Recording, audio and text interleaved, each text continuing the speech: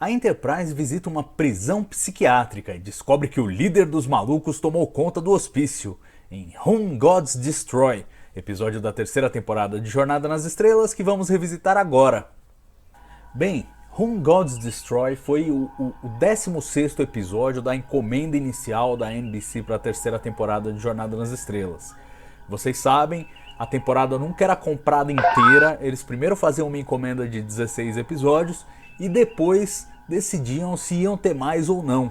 Então já estava ali na raspa do tacho dessa primeira leva de episódios produzida pelo Fred Freiberger, e foi o primeiro episódio de Star Trek a não ter o envolvimento durante a produção do Bob Justman.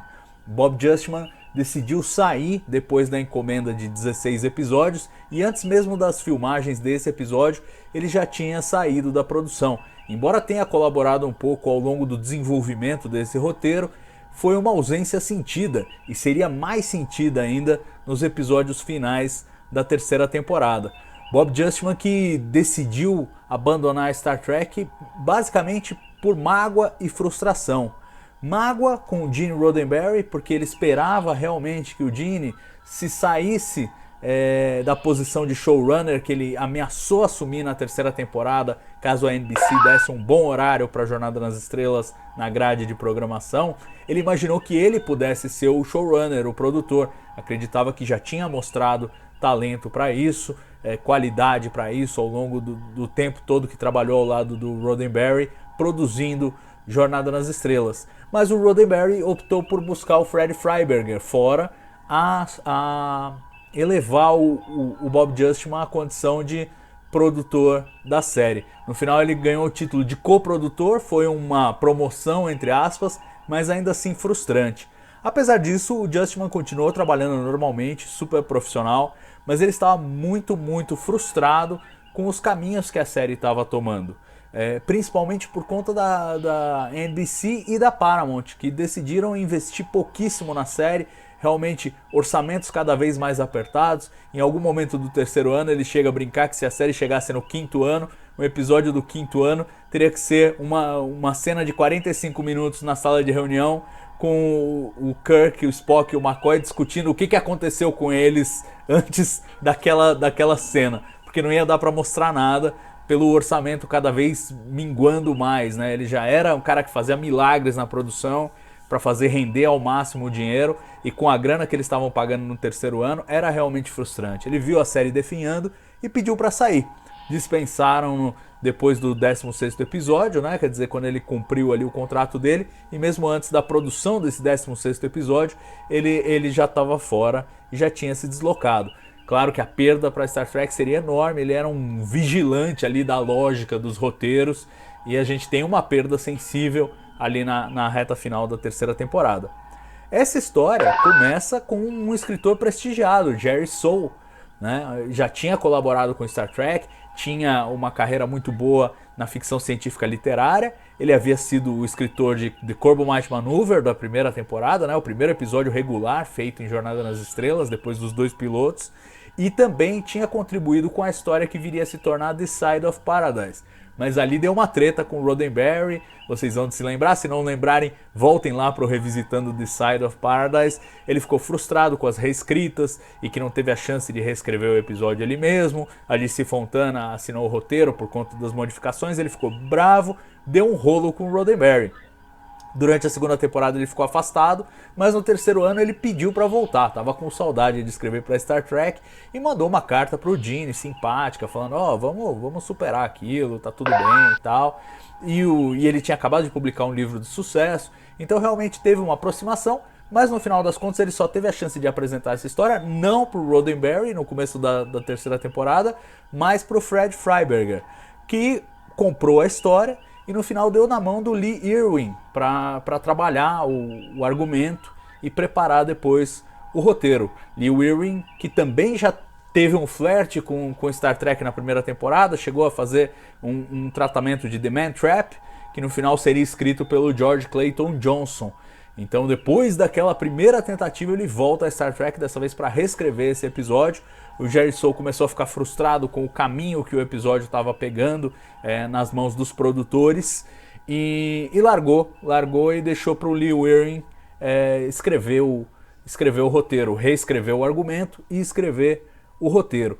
A frustração era basicamente porque a rede de televisão estava tendo muito problema com esse episódio, né? A ideia dos loucos tomando conta do hospício soava muito mal, podia pegar muito mal com a audiência, podia ser muito insensível, podia ser muito grotesca, podia ser muitas coisas. E a rede de televisão NBC de início até vetou essa história, não queria que fosse produzida. Teve muita conversa ali para dizer, não, nós vamos pegar leve e tal, e não sei o quê. E mais uma vez a história foi aguando. Foi uma marca consistente dessa terceira temporada. Quando o Gene Roddenberry estava no comando, ou mesmo o Gene Alcun, eles tinham muito mais peito para brigar com a rede de televisão e fazer uma coisa mais ousada do que o Fred Freiberger, que estava ali realmente para fazer aquilo que o estúdio mandasse e o que a rede de televisão mandasse. Então eles realmente baixaram a bola, como baixaram em vários outros episódios da terceira temporada, e o resultado é quase uma comédia involuntária, né? Era para ser um drama e é uma comédia involuntária. Ainda pior pelo fato de ser muito parecida com a trama de outro episódio feito na primeira temporada, Dagger of the Mind. Né? O Jerry Soule não estava ciente desse episódio da primeira temporada.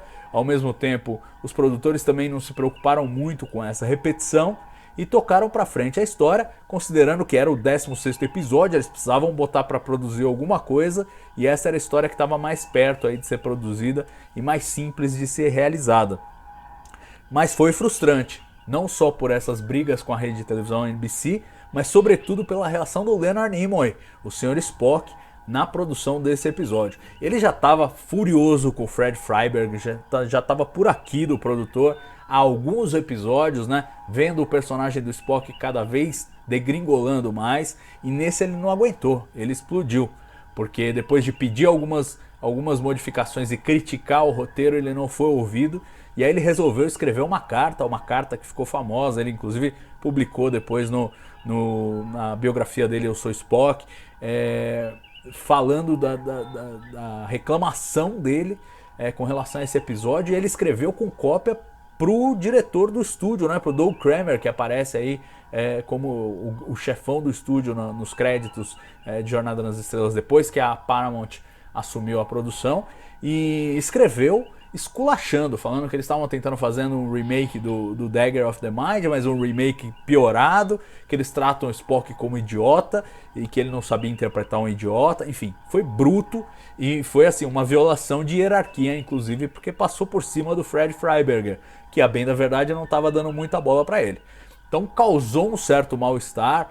Teve momentos em que o Leonard Nimoy se recusou a fazer as cenas e ele estava frustrado justamente com a cena em que ele tem que decidir qual dos dois Capitães Kirk são o verdadeiro, né? Que o Spock faz umas 2, 3 perguntas ali, não consegue chegar a conclusão nenhuma e tem um comportamento meio estúpido mesmo, né? Com toda a lógica dele não conseguir jogar 2, 3 perguntas ali para tentar salvar a situação e descobrir quem era o verdadeiro e quem era o falso, sem falar no detalhe de que era só atirar nos dois em tonteio, apagar os dois e estava resolvido o problema, né? Ele tem uma arma não letal que ele podia usar.